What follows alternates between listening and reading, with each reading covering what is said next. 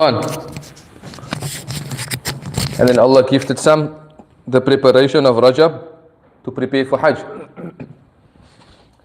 So the best preparation to meet Allah with is istighfar. Whether it is before you go to bed, whether it is when you wake up in the morning, or whether it is when passing on from this world, or whether it is after Salah, or whether it is going and performing of Hajj, and whether it is standing before Him subhanahu wa ta'ala on the day of Qiyamah, that which counts the most for us is our istighfar. And the Prophet ﷺ reminded us about the importance of this istighfar that we make. Where the Prophet ﷺ says that kullu bani Adam khata, every son of Adam makes a mistake, right? No one is, what's the word in English? Infallible, right? Is that the word? Nice word, huh? The one is looking at me is like, hey Sheikh, it's a nice word. No one is infallible, right? That's the word. No one is free of sin. Besides the Anbiya alayhi salatu wasalam, who are ma'soomeen. But the Prophet ﷺ says every son of Adam makes an error, makes a mistake, right? Whether we acknowledge the mistake or do not acknowledge the mistake, you make a mistake, yeah? A mistake that you're aware of and a mistake that you're unaware of is also a mistake. And hence istighfar is important. The first thing you do after Salah is what? Astaghfirullah. What sin did you make in Salah? What sin did you commit in Salah that the first thing that you have to do after Salah is Astaghfirullah? There's no real possible sin that you can actually think of that you could have possibly made in Salah for the first action after salah to be astaghfirullah, right? Besides a spiritual sin. What's a spiritual sin? A spiritual sin is when the mind was wandering in salah. Wonder how long this class is going to be this evening. Should I come back next week or not? Are we going to be delaying our Isha or not? And. Spiritual sins, right? And hence astaghfirullah is important. Give you another example. And I want to try and be very brief. Just at the offset, when speaking about very brief, we've recently compiled a Umrah book that is also very brief. Basically taken from 3 major books, putting into a 8-page book, which took a very long time to simplify it. And that's the idea, is just to simplify, to make it very simple, very easy, so that you can go home with a message and know that, look, I can do this. Class 1 is, done and dusted. I'm not going to forget this, because it's very basic. Right? So we're going to keep it very brief. But just latching on to the word istighfar, after coming out of the lavatory, you was in the bathroom, relieving yourself. What's the first action you do when you come out? You come out with the right foot, right? We must be a bit interactive. Some of the guys are confused now. Sheikh, no, rechter foot, linker foot, rechter. We come out with the right foot, isn't it? The right foot is the right foot to come out when you use the bathroom. Right? After you come out. Right? But what's the first action that you do? What's the first recital that you do when coming out? Ghufranaka. So what sin did you commit in the toilet? What sin did you really know? What's okay? Maybe in the 80s you could have said this, or the 90s, but in the 20th century, subhanAllah, the amount of sin, may Allah protect our children, ameen. Allah protect the ummah of Muhammadin sallallahu alayhi wa sallam. But what sin can you really think about committing while in the bathroom? Not really anything. You relieve yourself, you remove, and you come back up. But there's a spiritual sin that you've committed. What was the spiritual sin?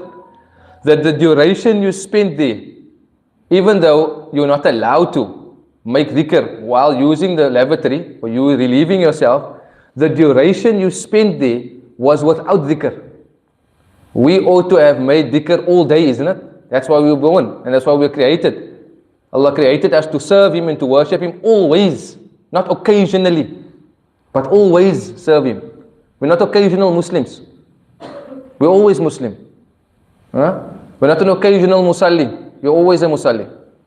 You're not an occasional reciter. You're always a reciter. May Allah grant us that, inshallah. Ameen. Now, so the spiritual sin you committed, hence we recite astaghfirullah, ghufranaka. Oh Allah, forgive me for not remembering you, even though I couldn't have remembered you, but forgive me for not remembering you that time while I spent in the bathroom, or maybe I spent too much time. Now, subhanallah. La ilaha illallah. And hence the journey of Hajj is a journey of transformation. The journey of Hajj is a journey of transformation. Whatever we're going to learn, inshallah, and whatever we learn, whether it be for the Hajj, or whether it be a preparation for Ramadan, or whether it be a preparation for our Salah, it's always a transformation. Hajj is just the major transformation. Hajj is the major transformation. Every day there's already a transformation. From one Salah to the next Salah, you cannot be the same. My Asr was different to my Maghrib now. And my Isha later needs to be different to my Maghrib. I need to be more present in the Isha than what I was in my Maghrib. My Fajr tomorrow morning, I need to be different in my presence with Allah than what it was for Isha. Because every day I grow. And I don't stay stagnant. I'm not the same person the whole time. Right? La ilaha illallah. So on the board, there's not much notes we're going to share on the board. But the first topic that we'll be speaking about is, are you ready to leave your home? So that's very vast when we speak about, are you ready to leave your home? When the scholars speak about this introduction, are you ready to leave your home? There's a lot of things attached to this. And among those things that are attached to this words, are you ready to leave your home? Is it, are you ready to leave bad qualities? That's also part of, are you ready to leave your home? Are you ready to leave ill thoughts? Are you ready to leave slandering, backbiting, cheating, etc., etc.? Are you ready to leave all those bad qualities? Satanic qualities that they would translate it. And are you ready to embody angelic qualities? What is angelic qualities? Humility, brokenness, humbleness, fearfulness of Allah subhanahu wa ta'ala. In need, always in need of Allah subhanahu wa ta'ala. Right? So when they ask, are you ready to leave? That's what should play in your mind. Did I forgive? Am I forgiving? It's all part of am I ready to leave, right? This is not just for Hajj, right? This is general. When I come for the masjid, the dua the Prophet ﷺ made every day when walking towards the masjid was a very long dua. But in the dua, the Prophet ﷺ is submitting to Allah every day for every salah because he was ready to leave his house in a better condition and in the best condition and the most perfect condition. So what did he say? What did he recite? Sallallahu alayhi wa sallam? Allahumma inni as'aluka bihaqqi sa'ilina ilayk wa bihaqqi raghibina ilayk fa inni lam akhruj asharan wala bataran wala riya'an wala sum'atan bal kharajtu ittiqa sakhatik wa ibtigha mardatik as'aluka an tu'idani min an-nar wa tudkhilni al-jannah wa taghfir li dhunubi fa innahu la yaghfiru dhunuba illa anta rahmat, until the end. What did he say, sallallahu alayhi wa sallam? Oh Allah, I leave by your name, subhanahu wa ta'ala. I leave under your favors, O Allah. I leave with your permission, O Allah. That's how you leave your house. Like when we came to the masjid now, that's how we leave our home. And then added to how I left my home, the Prophet said, فَإِنِّي لَمْ أَخْرُجْ أَشَرًا وَلَا بَطَرًا وَلَا رِيَاءً وَلَا سُمْعَةً. I never left my home with any pride, no ostentation, not that people can hear me, see me, or speak about me. But I left ittiqa sakhatik, I only left for you. I only left for you. That's it. I left for you. I left for you. Ittiqa sakhatik. Because I fear of your anger. Bal kharajtu ittiqa sakhatik. Wabtigha mardatik. Oh Allah, I left my home desiring you only. Just you. I only left for you. As'aluka an tu'idani min an-nar. And then the Prophet said, oh Allah, I ask of you to save me from the fire Jahannam, wa tudkhilni al-Jannah, and to enter me into Jannah. May Allah gift us that, inshallah. Ameen. So Allah is ready to forgive, right? Just as Allah is ready to forgive the Hujjaj, Allah is ready to forgive all of us. Allah is ready to forgive us daily. The Prophet ﷺ says, from one salah to the next salah, if we abstain from bad, Allah forgives us between that.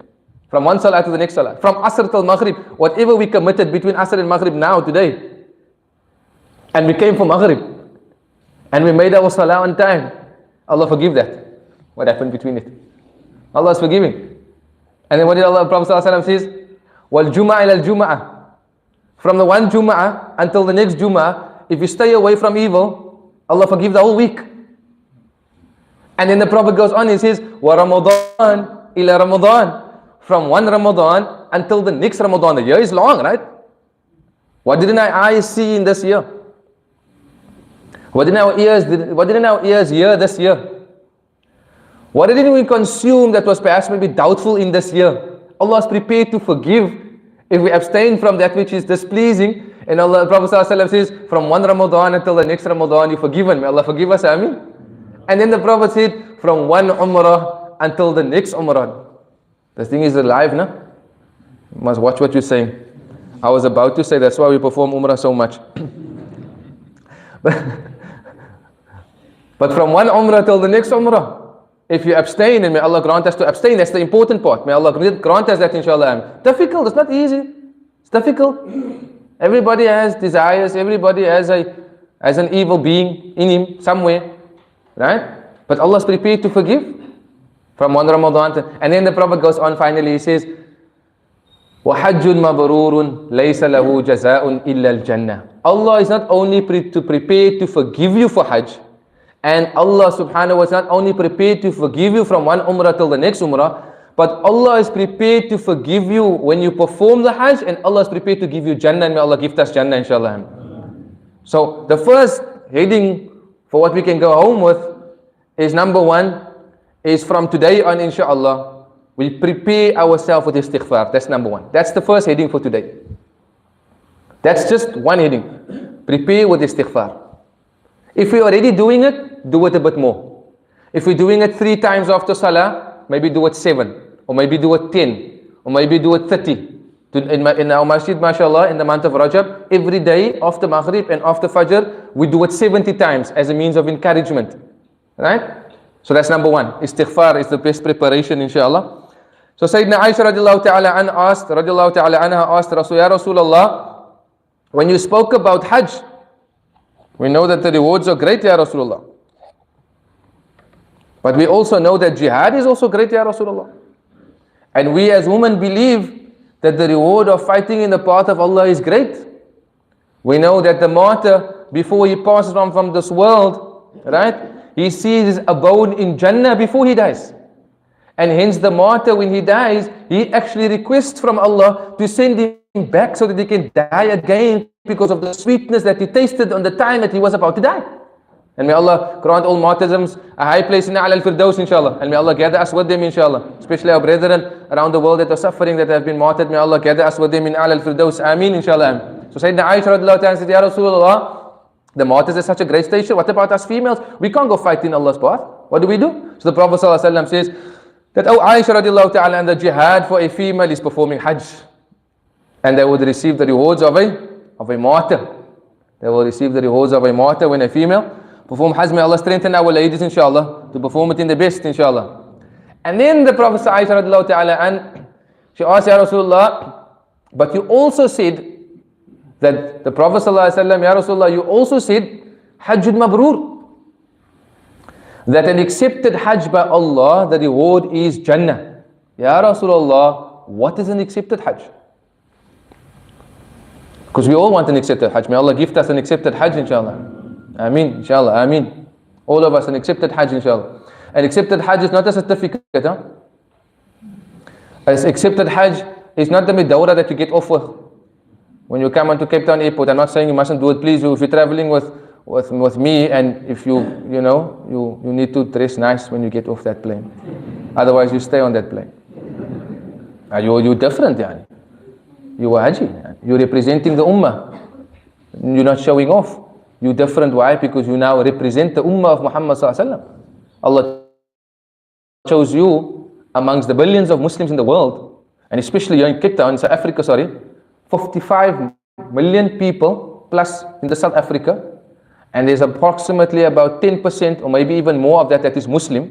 Right? From that 10%, which is millions, Allah only chose 2,500. You have such a great responsibility that you represent your city, your country, and you represent the world when you stand before Allah subhanahu wa ta'ala. So we must be proud of that, because Allah chose you. And also at the same time, they are better than you to have been chosen. Don't forget that. They are better than you that could have been chosen.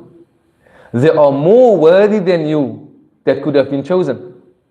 They are more pious than you that could have been chosen. They are more steadfast in the iman than you and I that could have been chosen. Don't forget that. Right? So this is a favor from Allah. That perhaps maybe for the lack of better translations, Allah chose the weakest link amongst everybody that is better to be performing this Hajj. And that's how we should think of it, to be as an humble slave before Allah subhanahu wa ta'ala, is how favored we are, and may Allah increase us in this favor, inshallah. So he said, Ya Rasulullah, what is this Hajj Mabrur that you speak about? So the scholar spoke about it, and we'll just go through it very briefly. So the first one was istighfar. The second one, what is this Hajj Mabrur all about? So Ibn Abbas and others and many other narrations, they speak about various translations of what is Hajj Mabrur. What is an accepted Hajj? Some say an accepted Hajj is giving food and spreading peace. Some say giving Hajj is, as the Prophet said, al-ajj wa thajj, that I think it's translated like that, raising the voice loud by saying labbaik Allahumma labbaik, and sincerely doing so, and also slaughtering an animal. That's also a Hajj Mabrur. A Hajj Mabrur is also translated as, many of the scholars speak about, a person abstaining from that which is haram is also an accepted Hajj. Another opinion is that a person stays away from pride is also an accepted Hajj. A person performs his Hajj and he follows all the rules of the Hajj is also an accepted Hajj. Another translation is a Hajj Mabrur is a Hajj that replicates the Hajj of Sayyidina Muhammadin sallallahu alaihi wasallam. May Allah gift us all that, inshallah. Ameen Rabbil Alameen. So basically what they're speaking about is three very important points. What all the scholars speak about, they give various translations at what the Hajj is. And that's our topic for this evening, is just 3 points. And then we'll go through the rest very quickly, inshallah. So the 3 points of, inshallah, all of us being and having an accepted Hajj is 3. Number 1 is sincerity. Ikhlas. You know what's ikhlas? Ikhlas is when you're doing an action for Allah alone and for no one else. Not worried about who's going to be saying or seeing anything. That's ikhlas. Ikhlas is not when you give somebody food. Illa masha'Allah. Yani, don't quote me on this, right? And may Allah subhanahu wa ta'ala increase us in lots of wealth, inshallah, ameen. Say ameen, inshallah, say ameen, ameen. We need spending money, say ameen. Allah. A lot of slavats also, inshallah, ameen. Ameen, ameen. Go greet the people, you're going to get slavat. Also part of the sunnah actually, we'll speak about it later. Keep that thought, park that idea. It's part of the sunnah actually, to give somebody a slavat. It's actually from the word salawat, but anyhow. What were we saying? The sincerity, ikhlas. What is ikhlas? Is ikhlas when you're feeding someone and then you're showing how you're feeding someone? Is that ikhlas? Illa masha'Allah. Yani only Allah knows best. Yani. What's ikhlas? Is ikhlas is the way you dress? Is that ikhlas? Ikhlas is not the way you dress. Ikhlas is not the way you speak. Sincerity is not the way you speak. Neither is sincerity the way you dress. Neither is sincerity where you go, or what you drive, or where you live. Ikhlas is when it's between you and Allah alone. Bas, finish. That's it. That's ikhlas. And may Allah grant us ikhlas in our actions, inshallah. Our actions are based on the intention. So that's point number 3, the intention. And I would have loved a mic that would go around. We have about half an hour still. Later on, inshallah, my brother Zaid will share a mic with me now. Later on, while you're sitting, think of it. Intention. While we continue talking, think of an intention. And I will randomly give the mic, unless somebody raises their hands and want to share an intention, inshallah. Why Hajj? Why are you going on Hajj? What intention do you have for this Hajj? The intention is important, right? Is it just because a bucket list? I want to fulfill the 5th pillar and I want to click it, tick it, done. I'm finished, I've done my part. Or what other intentions do we have for Hajj? What intentions do I have? I intend change, for example. I intend, for example, closeness to Allah. I intend to become better. And I can't give you all the answers, right? Think about that. Now, so ikhlas. And therefore, the ikhlas is not only before the Hajj, the ikhlas is not only during the Hajj, but the ikhlas is after the Hajj. How are you after? How are you after? What happened after? And also again, Rome is not built in a day, right? But it burned down in the same year, isn't it? It wasn't built in a day, but it burned down in the same year. Right? You can spoil it if you want to spoil it.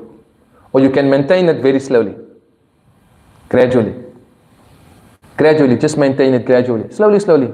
Make an adjustment. Slowly. Can't come back, awliya. Illa masha'Allah. May Allah make us all of the awliya, inshallah, ameen. But slowly. We will get there one day, inshallah, ameen. So after Hajj, you should no longer neglect the obligations. And after Hajj, you should try and do better.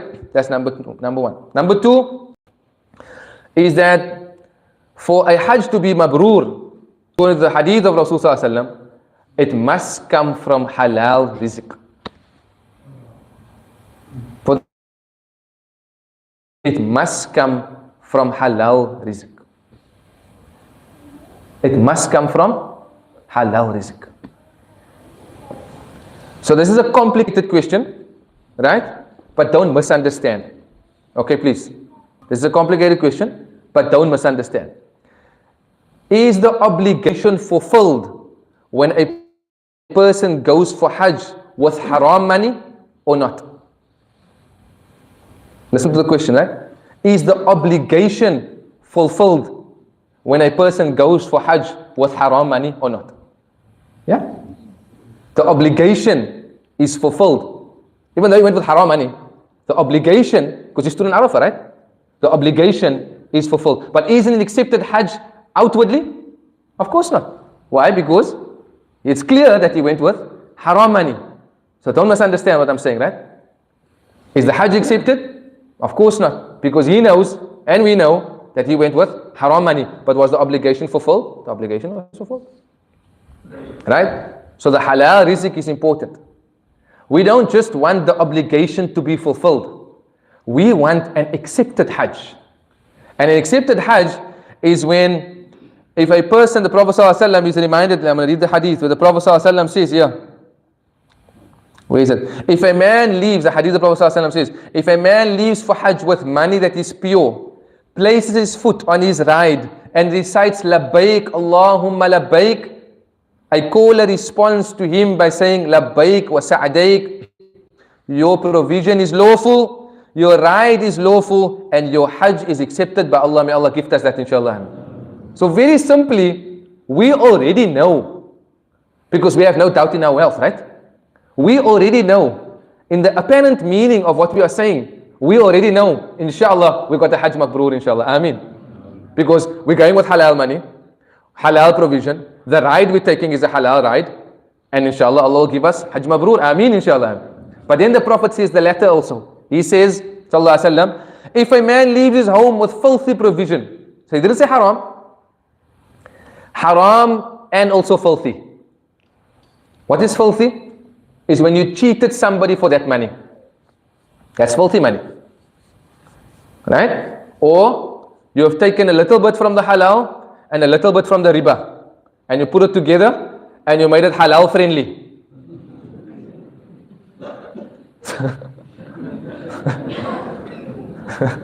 That's what they do. That's what they do, right, Sheikh? What's the Hafiz?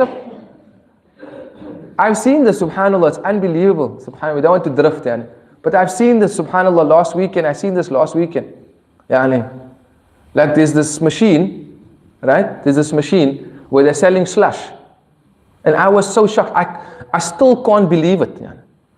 And it's traumatizing. Like, I saw this machine and they're selling slush. So there's 4 slush colors, right? I can't even remember the colors because I was shocked, right? There's 4 colors. 2 of the colors have no 18 X sign. You know that 18 with the line that goes across? And 2 of it had it. So I was like, huh? What's going on here? So I asked this girl, like, is this halal? So it's like, these 2 is halal and these 2 is unhalal. So I'm like, okay, what if the child decides he wants the yellow one and the yellow one is unhalal? No, the parents have to make the decision. I say, subhanallah, Muhammad. Like, subhanallah. And then, what made it even worse, at the bottom there was a sign. I actually had to take a photo of it. You can actually go there yourself, Club Mykonos, there by the warm pools, you can go see it yourself. There's a sign there. It says halal friendly. Wallahi lazim. So I was like so shocked. I was like, what is this? Like when did this become friendly? Similarly with your wealth. The Prophet ﷺ says if a person goes to perform Hajj with filthy wealth, right? He puts his foot on the ride and he says, Labbaik Allahumma Labbaik. Right? He's butchering like he's supposed to butcher. Labbaik Allahumma Labbaik. A caller calls back to him and responds, Labbaik wa la sa'daik. Your provision is unlawful. Your provision is haram. Your spending your time is haram. And Allah has not gifted you a Hajj Mabrur. Allah has not gifted you an acceptance. May Allah protect us, inshallah. And if you perform Hajj with money that is filthy, then you have not performed Hajj, but rather you just took the journey along the way. You just going by the way. You just going for the ride. May Allah protect, inshallah. Amin Rabbil Alamin. That's number 2. Number 3. Perfection in the ibadah. That's number 3. Number 1 is sincerity. Number 2 is halal rizq. Number 3 is excellence in performing it. How do we make it perfect?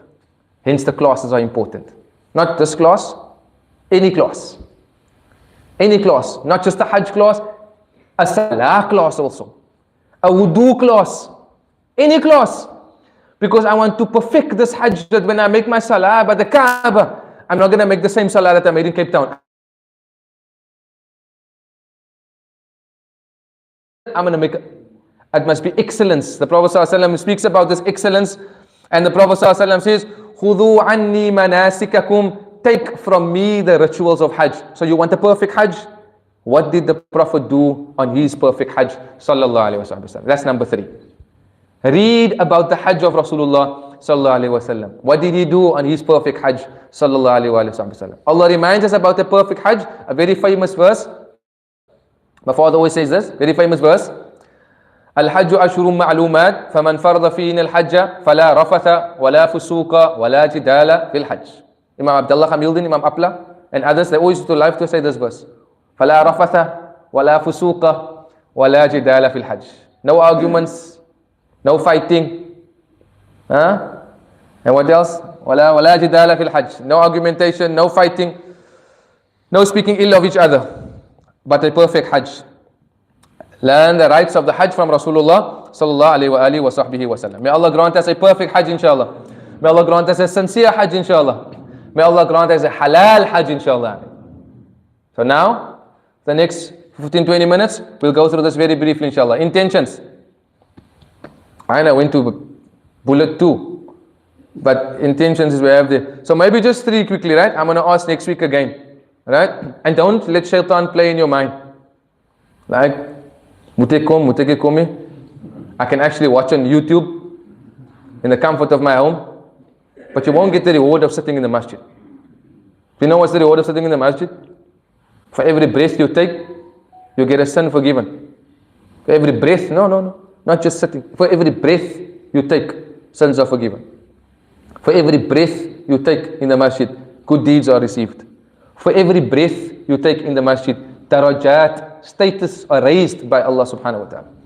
Every breath you take in the masjid. Now, Allah showers His mercy in the masjid. Allah sends His peace in the masjid. Subhanahu wa ta'ala. And when you come to the masjid, Allah is the host. When you come to the masjid, Allah is the host. And you are the guest. And here in Cape Town, we are very, very good at hosting. We're very good at hosting. I remember while I was Imam in Gudud, and for my, in the beginning, you go visit and people invite to come eat by the house. So there was one auntie, subhanallah, her husband passed on me, Allah granted my place in Jannah. Ya Rabb, Ameen. Went to visit their house for the first time, just became Imam there, visit their home, and I sat down and then the lady shouts at her daughter, bring something for Sheikh to drink. And then as she was about to exit, to come to the front room to bring something to drink, the mother shouts and sends her back. Hoe kan je Sheikh ook kopjes gee? Go back and take out the new cup. The Sheikh is here. So we know how to host, right? Cape Town people, mashallah, we host very good, right? And if that's the nature, the Prophet ﷺ says when you host people, akrim duyuf, you should host your best, right? You should give your best. Don't let the guests leave empty-handed also. The least you could say is, Jazakallah. And if you come with a Tupperware, make sure that you go home with it. Right? And stuff like that. So if we can host very nicely and very perfectly, imagine how Allah's hosting. Imagine how Allah's hosting. If our nature is to be good when hosting, what is Allah subhanahu wa ta'ala doing? When Allah hosts us in Allah's home, and you are Allah's guest, Allah will not allow us to leave tonight, except that Allah has forgiven all of us. Allah won't allow us to leave tonight, except that Allah subhanahu wa ta'ala has fulfilled all our needs. Allah is that host, subhanahu wa ta'ala. Now, may Allah grant us steadfastness, inshallah. So just very quickly, intention. 2 minutes. Maybe one from the ladies and one from the males. Okay? I'm not sure if I'm going to be able to hear, but maybe one of the ladies, or maybe I can just choose one of the ladies quickly. This lady with a bright scarf is the only lady I can see from here. The one that just looked around now. Yeah, that lady. Maybe just share with us an intention for Hajj very quickly, and then we'll ask one of the males and then we'll continue, inshallah. What's the intention for Hajj? Besides going for Hajj, what other intentions do you have for Hajj? Share with us. We can all partake in that intention, and we can include that in our intention. Remember, we are allowed to make multiple intentions for the same action, right? So, yes, auntie. Ameen. Say Ameen, inshallah. May Allah grant us closeness to Him, subhanahu wa ta'ala. And when you're close to Allah, nothing else matters, right? When you're close to Allah, nothing else matters. A good day and a bad day is equal. Having and not having is equal. That's what it means when you're close to Allah. Having and not having is equal. Coming and going is the same thing. Yeah, that's equal. Small, big, same thing. When you're close to Allah, nothing matters besides Allah. May Allah grant us that, Ameen. And then she says, our sister, purification, may Allah purify us inwardly especially and outwardly, inshallah, Ameen. May Allah grant us beautiful akhlaq, inshallah, Ameen. Maybe we can ask the uncles seated over here with the classes, maybe we can just share one intention with us. Bismillah.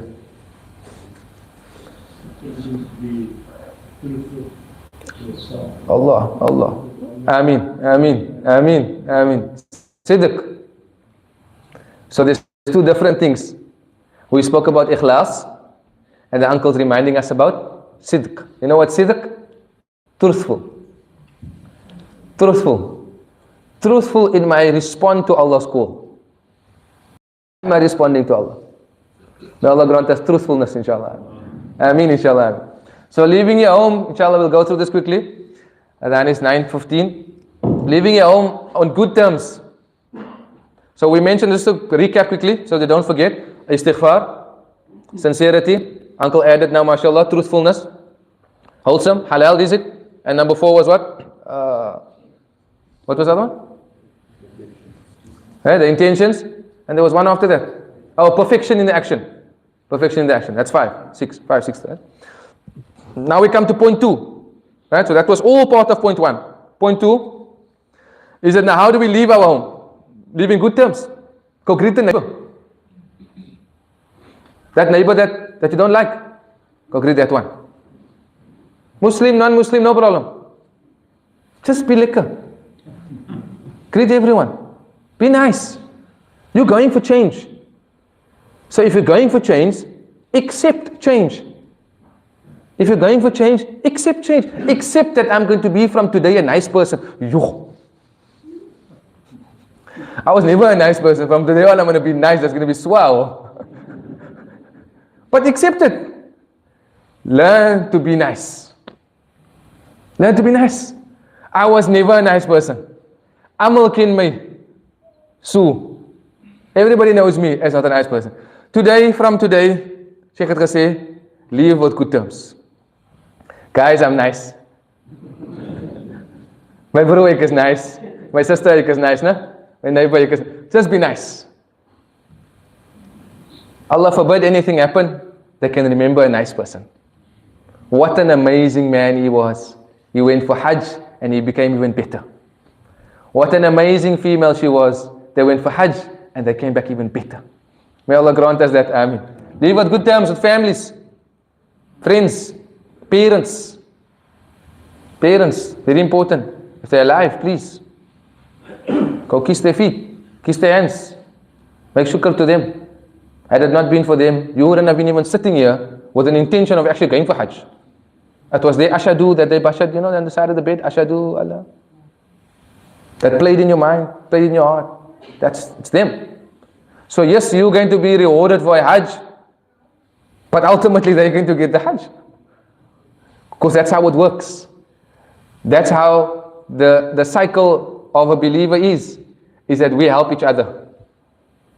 Ilmun yantafi'u bih. The Prophet said, beneficial knowledge that you pass on from one to next, you benefit from it. Imagine the reward of Sayyidina Muhammadin sallallahu alaihi wasallam. For 1400 years, people are performing Hajj was taught by Sayyidina Muhammadin sallallahu alaihi wasallam. Now, choose a good travel partner. Okay, you can't choose another wife now. Or another husband. Choose. The guys are like, hey Sheikh, don't go there, no? Don't go there, no? Don't go.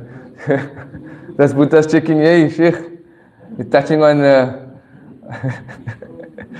choose a good travel partner. Doesn't mean literally travel partner. It means choose a good company, like a good people that you may be going with. If it's not maybe, okay, I don't want to say maybe not your wife or your husband. That would not sound bad. Or your wife is good, huh? None of them means it, yes. I'm available after Isha also for the council. Yeah. I'm serious, yeah. So choose a good company. Choose a good company. A people. Make a friend, so that the person can motivate. That's the idea behind choosing a company. When the one is down, other one motivates. The other one is down, like that, right? It takes time, right? Next one. What's the next one? Oh. This one is very important. Have you paid your debt? So what debt are we speaking about? Okay? We're going to touch on it very briefly, right? We're not going to go into much detail. If there are any questions, we can write it down, and next week, inshallah, we can try and answer, right? But we'll try and very brief. So what debt are we speaking about? The very basic line of debt, what we're speaking about, is the duration of the time that you're going to be gone. Is that debt covered while you're gone? That's it. Simple. The bond, the car, the people on that. So that's the basic debt that we're speaking about. There's more detail about debt. If you're able to cover all of your debt, it will be good, etc., etc. But there's a lot of discussion around that. But the basic debt that we need to secure for your family, you can't go be sleeping in the address hotel with a breakfast that look like Vikoma'an, and then your children don't even have bread in the house. Then Hajj is not compulsory for you. Hajj is compulsory only for you when you have money for traveling, staying, and coming home and leaving behind. Then Hajj is compulsory. I repeat, Hajj is compulsory upon someone that left money behind, has money to travel, has money on his journey, and has money to travel to come back home. 4 things. So you need to look after your family while you're at home. The children must have a roof over their head, they must have someone looking after them, there must be a meal in their house, there must be electricity, there must be water, etc. The next very important one, we're going to tick the box number 5 when you're performing Hajj, which is the 5th pillar in Islam. Right? But did you tick box number 4, which is Zakah? We saved 250,000 rand that we paid the agent the other day. And if you still owe money, how long did you take to save that? For the vast majority, it took a very long time. For the very small minority, maybe it happened with, alhamdulillah, within a year, and may Allah increase us in millions, inshallah, of rands, inshallah, amin. Must be specific, huh? Zimbabwe also have millions also. Now, so the zakah, did we pay the zakah? What is zakah? Quick, very brief. There's a lot of discussion around this, but I'm going to be very brief, right? If you saved more than 5,000, I'm just giving an example, right? At minimum, as an example, I'm not sure what the exact figures are, but I think it's close to being 5,000, right? 5,000 that laid from January 2023 into January 2024. That's 1 full year. January 2025, now zakah is compulsory at 2.5% of that 5,000. And if it's more, at 2.5% of that more.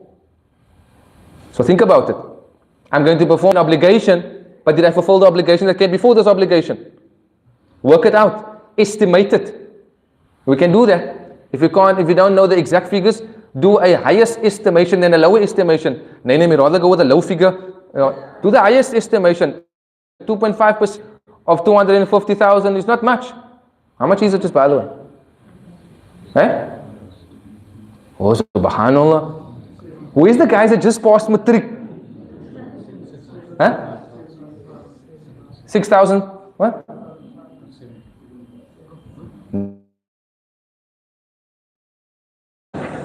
This guy is saying 2.5% of 250,000 is 625,000.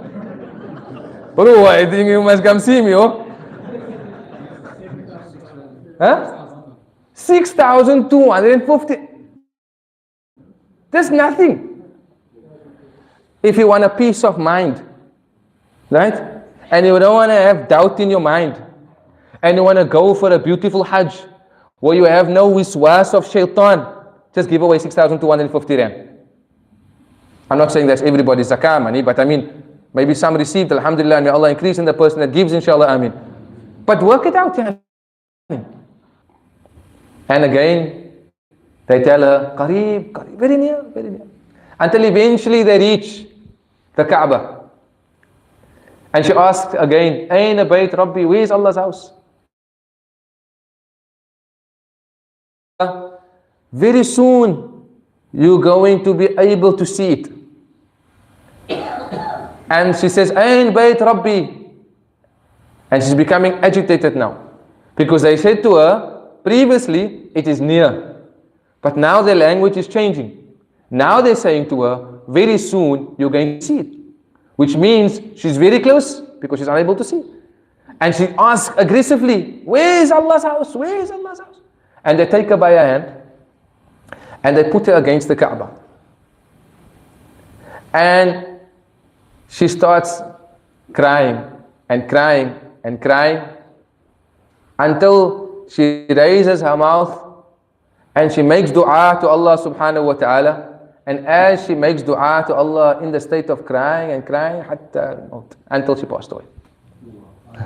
Imam Nawawi rahimahullah ta'ala says that the one who yearns for Allah subhanahu wa ta'ala will. For some, it may have come very easy. For others, it may have come very difficult. But regardless whether it came easy or whether it took a long time to get here where you are, crying out of appreciation is very important. Crying before Allah that Allah selected you is very important. The Prophet ﷺ speaks about the cry when a person recites Quran. And he says he should recite Quran such hatta tabki or tabku until he cries. And then the Prophet ﷺ says, فَإِن لَمْ تَبْكِ فَتَبَاكُوا. The Prophet ﷺ says, if he recites Quran and he's unable to cry when reciting Quran, fatabaku, then you should pretend as if you are crying while reciting Quran. What does it mean? It means that you should practice that yearning and that crying before Allah subhanahu wa ta'ala out of appreciation for Him subhanahu wa ta'ala. May Allah grant us the Baytullah inshallah. May Allah grant that we stand before Him subhanahu wa ta'ala. I wanted to speak about the Safar Salah. I think that was the next topic, the sunnahs of leaving the home. But we will inshallah speak about that next week inshallah. That's very important. We have to speak about the Safar Salah, as this is very practical, that takes place when you're traveling and moving from one place to another. And the Salah that you make together, the jam and the qasr and so on, and how long can you make the jam and how short is the jam, etc. According to the Shafi'i and according to the Hanafi. We'll start on that next week again for the next 10-15 minutes, and then we'll move on to the next topics inshallah. But just for now, we recap very quickly. We spoke about our intentions. We spoke about istighfar. We spoke about sincerity. Spoke about truthfulness. We spoke about the halal rizq, that we should make sure that it is right. We spoke about the perfection of the action. We also spoke about what else? Living in good spirits, being nice. From today, I'm nice. Say Ameen. Inshallah. Oh ya Allah. If your wives are here, I will take a report from them next week. If your husbands are here, I will take a report from them next week. Was he nice this week? Yeah, Ismail. May Allah subhanahu wa ta'ala grant us the akhlaq of Rasulullah and grant us the character of Rasulullah. May Allah allow that we leave our home the way the Prophet left his home, inshallah. May we enter our home the way the Prophet entered his home, inshallah. May we come to the house of Allah the way the Prophet came to the house of Allah. May we leave the house of Allah the way Rasulullah sallallahu alaihi wasallam left the house of Allah. May Allah be sufficient and enough for us. A very simple dua that we're going to go home with this evening, and we're going to practice this dua. There's 2 homeworks. School just started. 2 homework.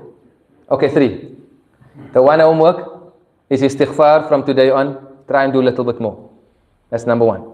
Simple homework. Number 2, next week, come back with a niyyah, with the intention you can share with us. And number 3, practice leaving your home with Allah's name. And a very simple dua that we all know. We may, out of rush, not practicing it, because we haste and we rush. But we all know this dua. But we're all in a hurry. But try to remember this dua. Bismillah, amantu billah, tawakkaltu ala Allah, wa la hawla wa la quwwata illa billah. And you leave your home with it. I was going to say that's a homework. But you leave your home with the left foot. Okay? And you enter your home with your right foot. Because your home is like the masjid. You enter the masjid with the right foot, and you leave the masjid with the left foot. And hence you leave your home with the left foot, and enter your home with the right foot. And this is not the first time I'm going to say this. Muazzam is here, and a few others that heard this so many times. And mashallah, Muazzam is the one that actually implemented this after hearing this, because he didn't do it the day he got married. So they say, if you left your home with the wrong foot the day you got married, maybe that is why you have a problem at home. Because you listened to that auntie, or that chichi, or that khala, that said to you, gaan uit met die regte voet. So you went out with the right foot. But the sunnah is actually to go out with the left foot. And now you wonder why you have problems. It's because when you started this married life, you started with the wrong foot. So if you still know where your mommy's house is, go back there and make niyyah, qada'an, for leaving the home. I intend to leave the home qada'an the day I got married with my left foot, because that's the right foot. Okay? And inshallah things will change. Bismillah, amantu billah, tawakkaltu ala Allah, la hawla wa la quwwata illa billah. That's the dua for us. سبحانك اللهم وبحمدك أشهد أن لا إله إلا أنت نستغفرك ونتوب إليك سبحان ربك رب وسلام على المرسلين والحمد لله رب العالمين وصلى الله على سيدنا محمد وعلى آله وصحبه أجمعين سبحان ربك رب العزة عما يصفون وسلام على المرسلين والحمد لله رب العالمين.